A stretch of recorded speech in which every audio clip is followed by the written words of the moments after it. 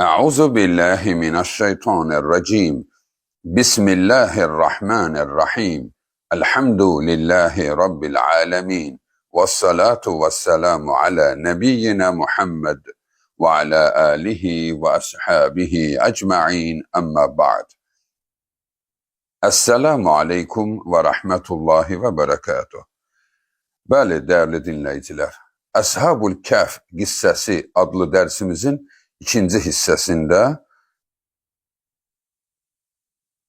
Allah'ın bize Kəhf surəsində göndərdiyi en büyük mesajı ve ondan yanlış istifadə edən xalqı görəcəyik. Ona görə də dərsin bu hissəsinə çox diqqətlə qulaq asın və orada eşitdiklərinizə heç vaxtı belə düşünməyin. Nə axmaq adamlar olublar. Bilin ki, o bu gündə davam edir. Həmən problem, yəni eramızdan qabaq baş verən problem, eramızın əvvəlində baş verən problem bu gündə davam edir, sabah da davam edəcək. Çünki insan nəfsi bu qədər çirkindir. Kim özünü təmizlədisə xilas oldu. Allah Qur'an-ı Kərimdə demişdi. Özünü təmizləyənlər xilas oldu. Yəni o kirli nəfs bizi məhv edir. Ona görə də gəlin dinləyək. Çünki Allah hədərə yerə bizə bu mükafatı yazmır ki, Kəhf surəsini oxuyana Allahın Resulü deyir ki, Allah bir nur verər, göydən ayağının altına qədər nur olar. O nur bilirsiniz nə deməkdir? Nur nə faydası var? Mən görmürəm onu. O nur sənin zehin aydınlığındır. Yəni sənin beynivə Allah bir nur salar ki, sən həqiqətləri görərsən, hadisələrin içindən düzgün çıxa bilərsən. Dəyərli insanlar, inanın ki, bu bəlkə də Allahın bir insana verəcəyi ən böyük mükafatdır. Çünki bax dərslərdə də görürük. Bəzi insanlar var, onların sarı simlərinə toxunanda, onlar belə fəryad qopardırlar ki, Allahın ayəsini belə həmən vaxtı inkar edir. Ona deyəndə ki, sən niyə gedib kiminsə məzarında ona yalvarırsan? Bəs Allahın kitabını oxumamısan? O qəzəblənir, gözləri çönür və Allahın ayəsini belə qəbul etməyərək biz beləyik, bunu edəcəyik, təkəbbürlə davam edir. Bax, orada görünür ki, Allahın gözlərini açmadığı adam heç vaxt həqiqəti görə bilməz. Ona görə də siz heç vaxtı belə adamlarla konflikt etməyin. Sözü dedin, o belə reaksiya verdisə, bilginən, o görmür. Nə ilə dava eləyirsən ki? Onun nuru yoxdur. Bax, ona görə də sən Allahın kitabından surələri oxuyanda, mənalarını anlayanda özünü ona tabe et.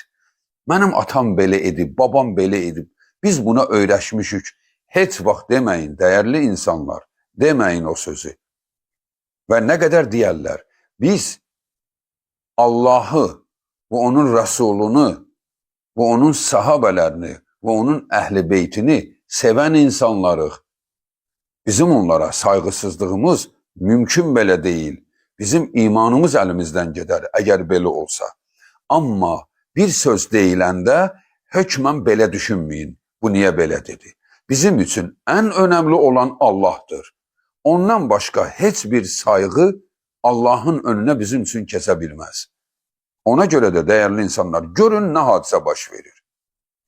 Deməli, Kral Justinian gəlib bu insanlarla görüşər. Çünki bu insanlar yer üzündə heç vaxtı baş verməyən bir hadisənin yaşayanlardır.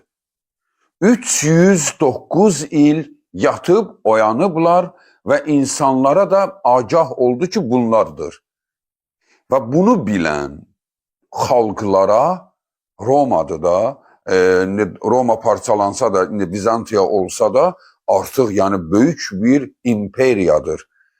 Dalğa-dalğa səs yayıldı ki, bəs filan yerdə həmin ərazi də ixtilaflıdır. Harada baş verib? Ki, bəziləri Türkiyənin indiki Antakya və Trakiya ərazisidir, bəziləri İordaniya, Urdunda deyirlər olub.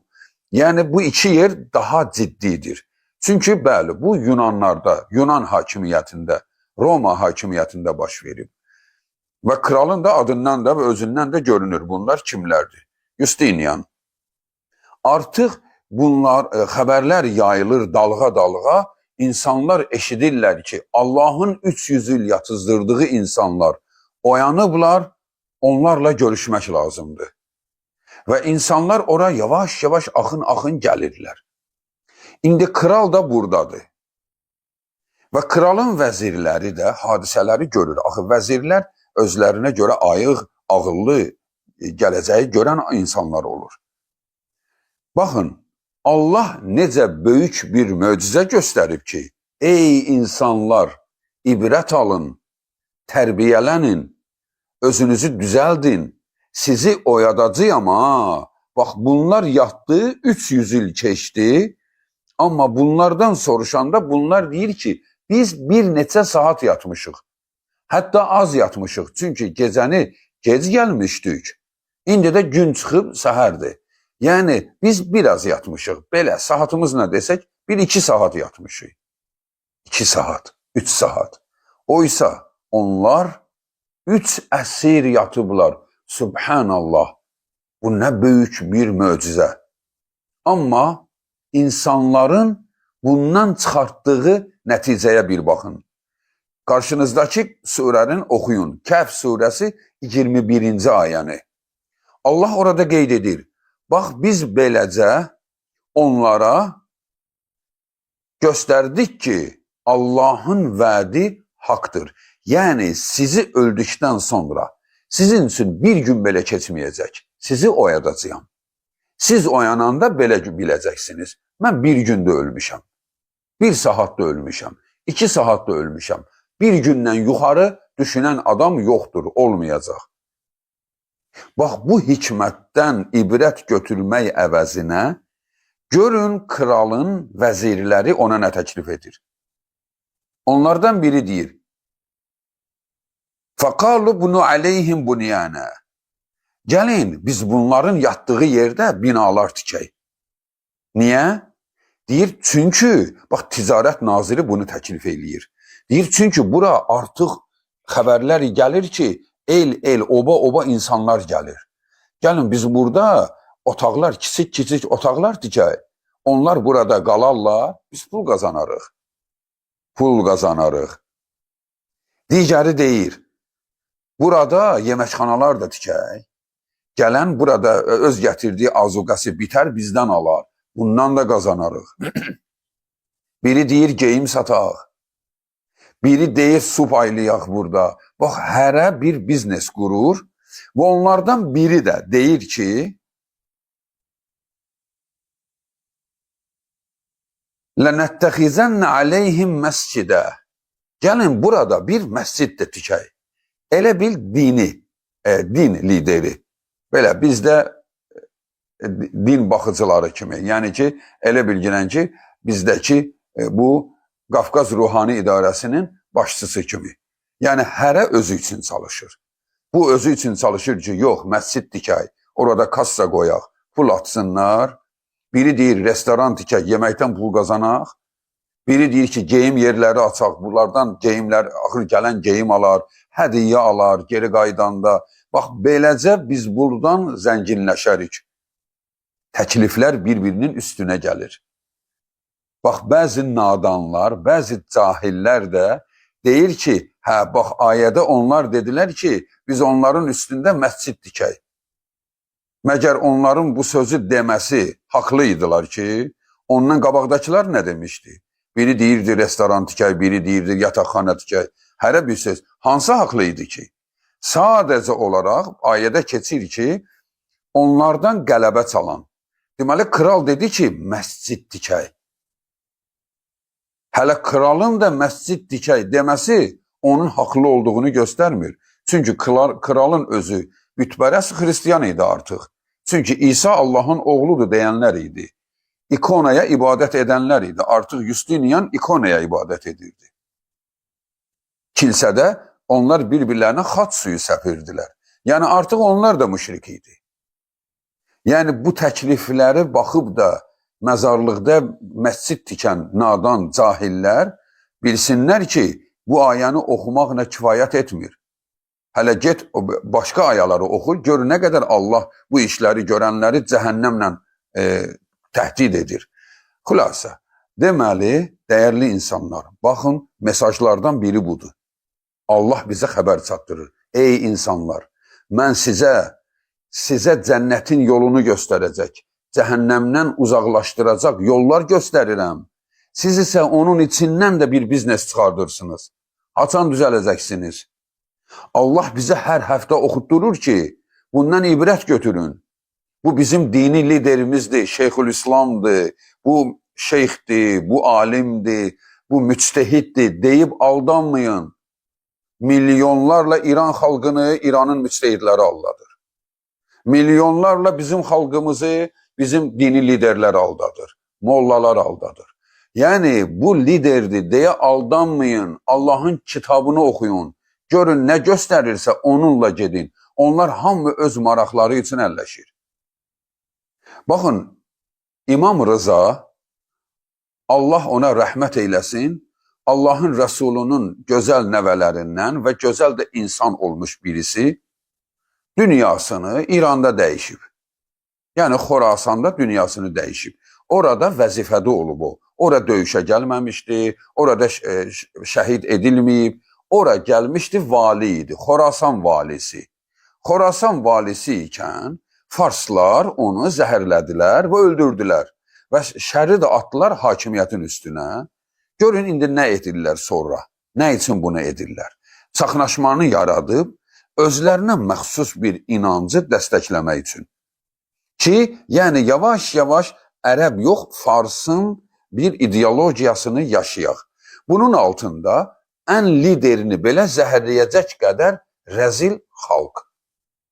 Bax, bu işi gördülər. Bax, indi İmam Rızanı bastırdılar və onun məzarının üstündə məscid tikdilər və o məzarın üstündə dünyanın ən zəngin, hal-hazırda dünyanın ən zəngin bir cəmiyyətidir. O məscid, yəni quruluşu. Yəni onun fondu dünyada ən çox pul yığan fonddur. Təsəvvür edin, İranın bütün kiçik-böyük mağazalarında onun kassası var. Bəlkə də ora gedənlər görüblər. 2 ovucun açılmış bir kassa, bir rəsimdir, etiketdir. İmdad Cəmiyyəti adlı bir şeydir. Bax, orada bütün İran xalqından pullar yığılır. Kim üçün? İmam Rıza məzarına yığılır. İmam Rıza mı yeyir o pulu? Onun övladları mı yeyir o pulu? Yox. Kim yeyir? Fırıldaqçılar. Bax, bizdə də belə. Mir Möhsüm ağa olub, belə olub, belə olub danışır. Nə olub? Özü üçün olub. Yaxşı olub, cənnətə gedər, pis olub, cəhənnəmə gedər. Amma gör indi onun məzarının, o özü yoxsul olub, o özü sənin babalarının bir tikə çörəyinə möhtac olub. Yəni o, indiki Baksovet metrosunun olduğu ərazidə dilənçilik eləyirmiş. Və ağzından da papiros heç əski olmayıb. O adamı indi məzarında qiymətli əşyalar güllə keçirtməyən şüşənin altında saxlanılır. Bunun altında yatan acından ölüb, üstündə isə brilyantlar, almaslar, qızıllardır. Bu bizim üçün önəmli deyil. Yəni mən demirəm onu mənə verin. Mən deyirəm ki, haçana qədər aldanacaqsınız. Haçana qədər aldanacaqsınız. Bax, məsələ budur. Allahın hikməti qalıb bir tərəfdə, yəni onda hikmət var idi. Allah misal üçün bizə göstərir ki, hələ baxın bu Mir Möhsümü deyək. Bir baxın buna, ən aciz adamdır. Yəni yaşadığı dövrün ən aciz adamıdır. Tualet işini görə bilmir. İstehza mənasında demirəm, fakt acizdir. Tualet işini görə bilmir, öz yeməyin özü yeyə bilmir, özü yol gedə bilmir, bütün işlərini başqası görür. Və heç nə də bacarmır, hətta ağzı söyüşdüdür. Çünki onun ağzından heç kəs tarixdə gözəl söz eşitməyib. Ancaq söyüş söyüb, insanları söyərdi və insanlar bu söyüşü sevinclə qəbul edərdi. Allah bizə göstərir ki, baxın, normalda bunu tapdaq altına qoyub əzərdilər. Yəni bu insanların namusunu söyür, amma insanlar onun cibinə pul salır. Baxın, o zəifdir, amma Allah onu yedizdirir bir usulla. Burada götürüləcək hikmət budur. Onun məzarına getdin, sənə heç çöp verə bilməz, nəinki verə bilməz, o verə biləcək birisi olsaydı, ən azı yanındakın qovardı, o xasiyyətin adamıydı. Qovardı və öz rahat həyatını yaşayardı. Deməli, bu adam acizliyindən Allah onu necə yaşatdı, bizə onu göstərir. Nə məzarında pul yığmaq? Bax, bunlar da belə. Allah möcüzə göstərib ki, mən ölüləri belə dirildəcəyəm. Amma bunlar nəyə maraqlanırlar? Məscid tikək, orada kassa qoyaq, orada belə yığaq, ətrafında yeməkxanalar. Bax, beləcə insanlar yenə də dünyanı düşündü. Maksimus, yəni bu 7 nəfərin, belə deyək də, yəni indi saylarını Allah bilir, yəni hər nədir bu Əshab-ı Kəhf adamları ki vardı, sayları neçə nəfər idisə, bunların lideri bu sözləri eşidir. Çünki bu kralın yanındaydı. Eşidir ki, bunlar buna belə təkliflər eləyirlər. Bu başa düşür ki, bizim dağıtdığımız o büt var idi ya, Dakyanus bütü. İnsanların şuurunda onu darmadağın etdi ya. İnsanlar bunun qabağında səcdə edirdi. Biz onu məhv etdik. Onu məhv edən bizləri indi bunlar yeni Dakyanuslar eləyəcəklər. Dakyanus bir nəfər idi. İndi biz 7 işmi, 8'di, 10 mu, neçə nəfərdir Allah bilir. Deməli, Dakyanus 1 idi, 7 olacaq. Deməli, yenə nəticədə şeytan öz işini görəcək. Allahın bu böyüklükdə möcüzəsi məhv olacaq. Bəli, məhv edəcəklər. Allahın bu böyüklükdə möcüzəsini. Yığacaqlar bura pirləri, yığacaqlar bura bizim heykəllərimizi, şəkillərimizi. Bunu gedir dostlarına danışır. Bu Maksimus. Maksimus bunu eşidən kimi deyir ki, mənə müsayiət edin, mən gedib dostlarımla onların yanına gedirəm. Bunu buraxırlar. Bu gedir dostlarını, qalxır yuxarıya, mağaraya. Dostlarına bunu danışır. Bilirsiniz ətrafda nələr baş verir. Bizi bu yaxınlarda bunlar büt edəcəklər. Sökdüyümüz bütləri bizim simamızda qaldıracaqlar. Necə ki, İslam gəldi, Lattanı sökdü, digər bütləri sökdü. Sonradan o bütü sökənlərin özlərini büt etdilər. Bax, Allahın Rəsulunun sahabələri kimi şəxslər. Bax, Əli ibn Əbu Talib, bu ümmətin ən xeyirli adamlarından biri. Cənnətin darıxdığı biri. Yəni, belə bir həyat yaşayıb o adam. Amma o adamın özünü milyonlarla insan onun məzarını ibadətgaha çevirmişdilər. Və onun övladlarının məzarını ibadətgaha çevirmişdilər. Buxarinin məzarını ibadətxanaya çevirmişdilər. Əbdülqadir Ceylani kimi. Yəni bunların hamısı yaxşı insanlardır. Amma gördüyü xidmətlər nə oldu? Gördüyü xidmətləri sonunda şeytan qazandı. Ki onların özünü də sökdüyü bütə çevirdilər. Adı dəyişdi. Adı əvvəl Latta idi, indi oldu Əli. Bax belə. Bax bu da gəlir, bu xəbəri bilir. O qədər ayıq, o qədər tövhid əhlidir. O qədər tək ilahlı birisidir ki, bundan istifadə etmir ki, insanlar krala qədər bizim ayağımıza gəlib. O gəlir dostlarına deyir, dostlarım, qardaşlarım, Allah bizə görün nə böyük bir möcüzə göstərdi. Allah bizi bəşəriyyətin içində daima tövhid əhli kimi, Allahı sevən qullar kimi bizi səsləndirəcək. Mən sizə bir təklif edirəm. Bizi bütə çevirəcəklər. Bizim buna gücümüz çatmayacaq. Bizi bütə çevirəcəklər. Gəlin Allaha yalvaraq. Bizi necə möcüzə etdisə, diriltdisə, artıq bütün dünya bizi tam bildi. Bu xəbəri ki, Allah oyadacaq. Gəl Allaha yalvaraq, bizi öldürsün. Çünki bunlar bizi bütə çevirəcəklər. Maksimus qabağa keçir, dizə çökür, bunlar da onun arxasında. Allaha elə dualar edir ki, Allahım, biz səmimi olaraq sənin yoluna baş qoyduq. Canımızı qurban verdik sənin yoluna. Sən qoymadın biz ölək. Biz ölümə getmişdik. Sən qoymadın biz ölək. Biz xalqımızı oyatdıq. Ey bizim ilahımız Allah. Bizim ağlımız kəsmir. Nə deyək, bizi nə et. Amma sən biləni et. Elə bir şey et ki, bu xalq bizi tapa bilməsin. Öldür bizi Allahım.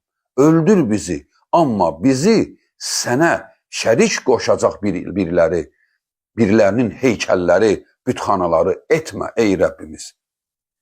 Bunlar hələ bu yenicə bu duanı eyləmişdi, mürgiləmə başladı. Biri başladı əsnəməyə. O biri başladı əsnəməyə. Mən yoruldum, qoy biraz istirahat edeyim. Bu başın qoydu ora. O başın qoydu ora. Hamısı yatdılar. Yeni yatış başladı. Və onlar o yatmaqla yatdılar və qiyamətə qədər bu belə davam edəcək. Allah onları yatdırdıqdan sonra axı indi bunlar Allahın üstünə qoydular ki, Allahım sən necə bilirsən belə et. Ona bunlar nə yolu desəydilər, insan ağlına gəlməzdi bu. Gör Allah necə edir. Allah elə edir ki, axı bunlar mağaradadılar. Xalqları da görür bunlar mağaradadılar. Girdilər mağaraya. Və sonradan xəbər göndərirlər ki, gedin onları çağırın gəlsinlər. Gedən adam nə görürsə orada, Allah onları hansıysa bir simaya salmışdı. Yəni onlar əslində yatıb, onların artıq heç nədən xəbərləri yoxdur. Amma onlar bir qorxunc, orada nəsə var idi, bunu artıq heç kəs bilmədi. Onu görən fəryad qopardaraq, qorxaraq qaçdı. Oradan qaçanlar da balaca uşaqlar deyil, əskərlərdir, zabitlərdir. Nə olub buna? Bu fəryad qopardaraq, mən qorxdum deyərək qaçır. Və hər görənin də başı pozulur. İkinci adam getdi, o da dəhşət səslərlə qaçmağa başladı. Və bir neçə nəfər, hətta özünü oradan yuxarıya, aşağıya atan oldu, qorxusundan. Nə oldusa Allah onların simasında oranı belə bir qorxunc yer elədi ki, ora baxmağa heç kəs cürət etmədi. Və beləliklə, oranın ağzını bağladılar ki, yəni insanlar görüb qorxmasın. Və o ərazidə bir qorxu yarandı. Və qorxu yarandı, o əraziyə heç kəs gəlmədi. Gəlmədilər, zamanla nəsil dəyişdi və beləcə sonradan zəlzələlər və həmən mağara itdi və heç kəs ondan sonra dəqiq o mağara haradadır onu bilmədi. Baxmayaraq ki, bugün Türkiyədə və İordaniyada olduğu ehtimal edilir, bu da ehtimallardır. Yəni gerçək yoxdur ortada. Ən etibarlı görüş odur ki, ümumiyyətlə onların harada olduğu itdi. Dəyərli insanlar, bax, mesaj bu idi bizə. Allah bizə göstərdi ki, ağlınıza uymayın, şeytan sizin ağlınızı qısa sürətdə alar. Və ibadət etdiyinizi zənn edərsiniz, Allahın düşməni olarsınız. Zaten dünyada kafir azdır. Dünyada müşrik çoxdur. Yəni, Allahı qəbul etməyənlər azdır. Əksər insanlar Allahı qəbul edir. Xristiyanı da, Yəhudisi də, İudası da, Müslümanı da və hətta bunlardan kənarda olan nə qədər inanclar var. Çində olan və uzaq şərqdə olan bütün inanclarda hamında Allah var. Biri onu heyvan simasında görür, biri insan simasında görür və biri bu onun köməkçisidir görür və hamısı da müşrikdir. Bütün Allahı tək ilah tanımayıb da bu Allahın köməkçisidir, buna deyirsən bu Allaha deyir, bu istəsə Allah geri qaytarmaz ideologiyasının hamısı şeytandan gəlir və hamısı İslam xarici inancdır. Bu təslimiyyət deyil. Təslimiyyət bir Allaha təslim olub duanı, arzuları, istəklərin hamısının Allahda olduğuna etiqad etməkdir. Dəyərli insanlar, bu Kəhf surəsində bizə bir neçə faydanı Allah suranın içində göstərdi. Onlardan biri bu idi ki, baxın, həyatın xoş olsa belə, canını Allaha qurban verməyə hazır ol. Bax, bunlar ölkənin ən yüksək vəzifəli adamları idi. Yəni, keyf içində yaşaya bilərdilər. Amma bunlar qərar verdilər. Gəl canımızı Allaha qurban verək. Bax, onlar bu qərarı qəbul elədi. Gəldilər ki, bu işi gördülər və nəticədə kral bunları öldürmək istədi, öldürə bilmədi. Baxın, deməli, canı Allaha qurban verənlərə Allah heç vaxtı borcu qalmaz. Bu da ikinci faydadır. Deməli, sən canını Allaha qurban ver. Amma bilginən ki, Allah sənə heç vaxt borcu qalmaz. Bax, Allah onları nə etdi? Onlar dedilər ki, Allahım, biz ölək, amma sənin dinin yaşasın. Dedi, Allah isə onları 300 il yatızdırdı və onları oyatdı və onları yer üzündə daima xatırlanacaq tövhid əhli olan əsl müsəlman kimi xatırlatdı. Bax, bu da onlara verilən mükafat idi. İndi qiyamət günü nə alacaq onu Allah bilir. Üçüncü fayda budur ki, yəni biz bəzən bir iş görəndə qorxma. Belə etsəm necə olar? Ağlım var da, ağlım var. Bunu belə eləsəm belə olar. Mənə belə edərlər, belə edərlər. Heç vaxt bunu demə. Allah fizikanı dəyişir, anatomiyanı dəyişir. Allah qanunları dəyişir istəyəndə. Necə ki, qanuna görə, fiziki qanunlara görə bunlar çürüməli idi. İnsan necə yatar? Belə bəzən deyirlər, bunların vaxtında mələklər çövürülmüş. Hələ çövürsələr belə, insan 300 il yata bilər, 309 il yata bilər. Gör ki, yəni bunu çevirməklə bunu həll olur. 309 il yatmaq.